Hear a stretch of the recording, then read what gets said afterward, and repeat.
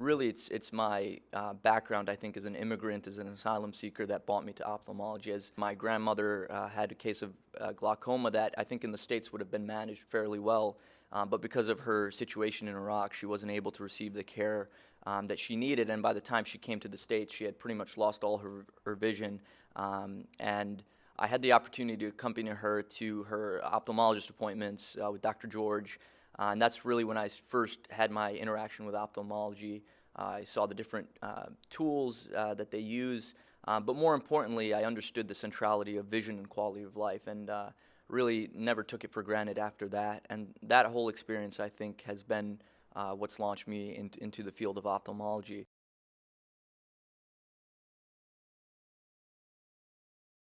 So looking at where I am now, unfortunately, I saw that my grandmother's situation was not something singular. There's certainly all too many parallels between her situation and those of the many, medically and otherwise disenfranchised populations on the south side of Chicago. I have the privilege of serving that community, and it's clear to me that there are so many outside of the refugee population who live without access to medical care as well. And through volunteer work and just being in the wards, that really has, I think, impacted my view of ophthalmology as a potentially socially conscious brand of medicine.